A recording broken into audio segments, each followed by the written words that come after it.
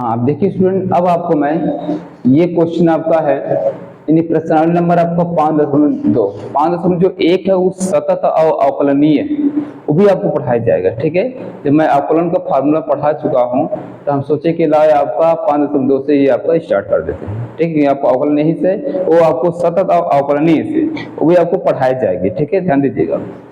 तो अब मैं आपको इसको एक एक टॉपिक, एक एक क्वेश्चन एनसीईआरटी का आपको बताते हुए मैं चल रहा हूँ। ठीक है, और आप लोग ज्यादा से ज्यादा स्टूडेंट को, ठीक है, इसको शेयर भी करते रहिए, चैनल को सब्सक्राइब जो नहीं किए वो कर दीजिए।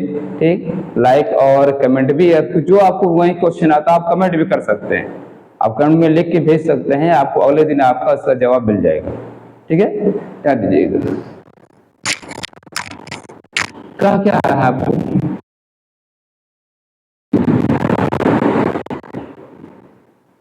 पहले का हल है सॉल्यूशन, ये आपको क्या हमने लिख दिया, माना किसी के बराबर हमने माने, या y बराबर या फलन f के बराबर मान सकते हैं, f x के बराबर।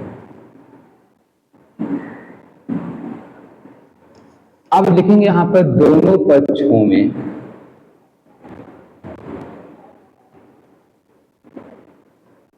x के सापेक्ष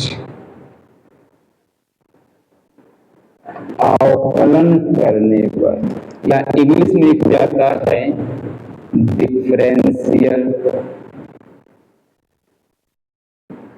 with respect to x we get, दोनों पक्ष में x के सापेक्ष अवकलन करने पर।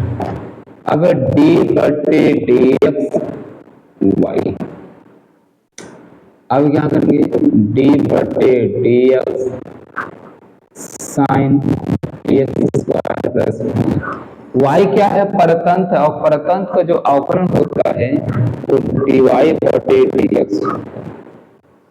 ध्यान दीजिएगा। अब हमने क्या किया, अभी मैं आपको फार्मूला पढ़ाया हूँ sin x का फार्मूला पढ़ाया हूँ, ना कि मैं इसको पढ़ाया हूँ, तो फार्मूला में पढ़ाया हूँ। हम इस पूरे के मानेंगे x, से मानेंगे मन में x, लेकिन लिखेंगे वही पद जो दिख रहा है, तो जब साइन का कास हो जाएगा। पुनः अवकलन, इसको मानते हैं, इस पूरे माना गया है तो इसी का एक बार पुनः अवकलन, वो तब तक अवकलन होगा जब तक आपके मूल अवकलन ना हो जाए, तब तक आप करते रहेंगे।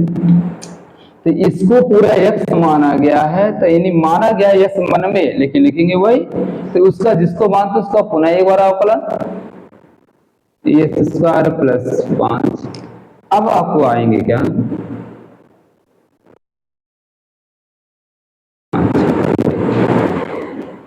अब इसमें दो फलन हो गया, अब इसको अलग अलग कर देते हैं, तो एक बार इसमें s², एक बार इसमें। ठीक, ध्यान दीजिएगा। हाँ, इतना भी मैं आपको उस फार्मूला में नहीं पढ़ा पाया हूं। अचर पद का जो अवकलन होता है उसका हमेशा शून्य, इसमें चर पद न हो। ठीक, cos x² प्लस 5 x पे n, यहाँ करिए मैं आपको फार्मूला पढ़ाया हूँ, x पे n का formula d/dx n x n-1, जहां आपका n है वहां पर 2 है ना, लिखेंगे 2x 2 - 1, ये अचर पद है, अचर पद का अवकलन शून्य होता है। अब 2 में से 1 जाएगा तो 1 x बचेगा, तो इनको पहले कर दिया जाए, 2x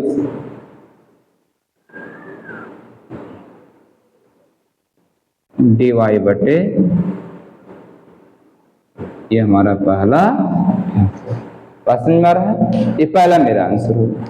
अब मैं अब दूसरे का आदमी लगा रहा हूं, कैसे आपको ध्यान दीजिएगा, इसको आप लोग इसके साथ ले सकते हैं। ठीक है,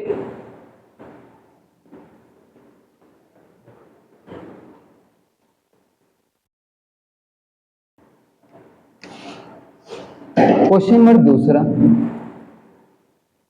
दूसरा कह रहा है कि cos, इसको भी y बराबर मान लें, cos कोष्ठ में sin x, cos कोष्ठ में sin x।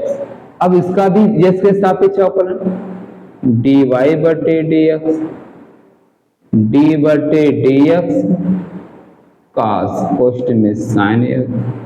अब मैं फार्मूला को पढ़ाया हूं d बटे dx cos x का फार्मूला माइनस sin x पढ़ाया हूं।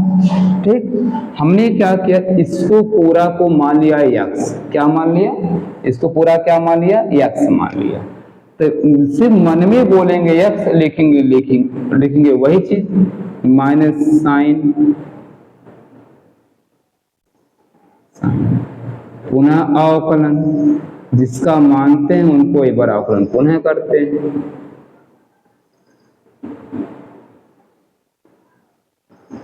साइन एक्स का अवकलन क्या होता है, कास एक्स हो गया। ठीक, कास को पहले लिख सकते हैं minus cos x into sine कोष्ठ में साइन एक्स डी वाई बटे।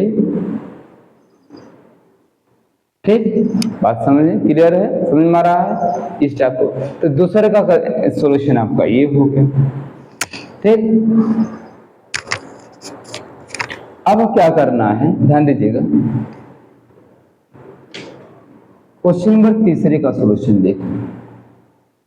क्वेश्चन में तीसरा सॉल्यूशन क्या कर रहा है, तीसरा, फिर हमने y बराबर मान लिया sine ax plus B, ax plus B, फिर इसका dy बटे dx बराबर d बटे dx sine ax plus B. आपको पता अच्छी तरह से है कि इसको क्या माना जाएगा x, इस साइन x का अवकलन क्या होता है, cos x होता है, cos ax प्लस बी। इसका पुनः दोबारा अवकलन करेंगे, जिसको मानते हैं उनका दोबारा अवकलन। कब तक दोबारा अवकलन करते रहेंगे, जब तक उसका मूल अवकलन प्राप्त ना हो जाए।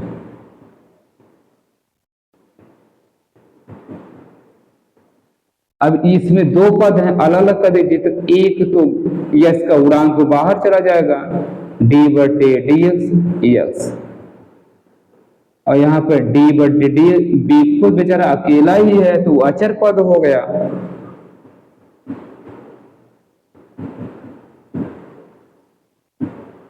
अभी मैं आपको कहा हूं कि यस की पावर एक है तो यस के सापेक्ष कर रहे हैं तो इसका अवकलन एक हो जाएगा, ये 0 हो गया। अब एक क्या है, एक गुणा एक में करेंगे तो एक ही ए ही होगा, तो ये सबसे बाहर A cos ax plus D Y बटे। ठीक, बात समझ आ रहा है। अब इसमें क्या करेंगे, अब सभी अब मैं आपको अगला क्वेश्चन बताता हूं कैसे करना है।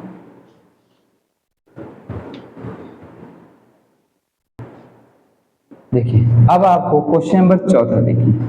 ठीक, क्वेश्चन नंबर चौथा क्या कह रहा है, y बराबर सेक कोष्ठ में tan करने में x, इसका भी अवकलन करेंगे dy बटे dx, d बटे dx सेक कोष्ठ में tan करने में।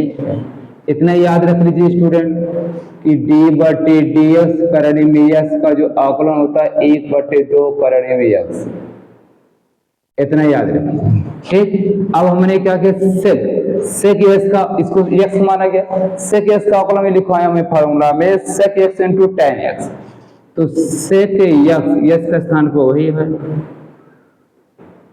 इंटू टेन एक्स, और एक्स का स्थान भी वही है।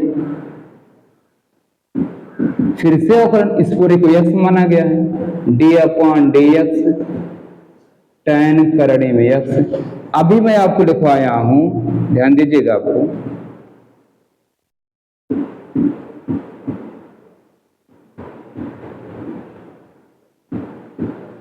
इसको यस माना जाए तो tan यस का अवकलन क्या होता है, सेक स्क्वायर करने में यक्स।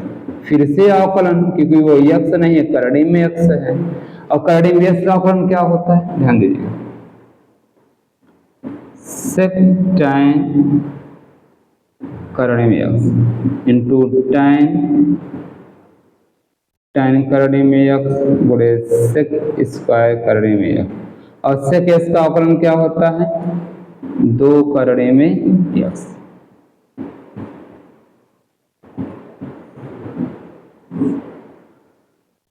ठीक है। अब अगला देखिए, आपको अगला क्या करना है, इस सब सवाल को आप लोग कमेंट में बताएंगे इसका जवाब कौन सा होगा। अगर नहीं होगा कमेंट में, अगर इसका सॉल्यूशन नहीं आया तो मैं कल आपको 5, 6, 7, 8 बाकी आपका जो एक प्रश्नावली में 10 सवाल टोटल है, जो 9 और 10 आपका वो कल आपको हम उसको बना देंगे। ठीक है।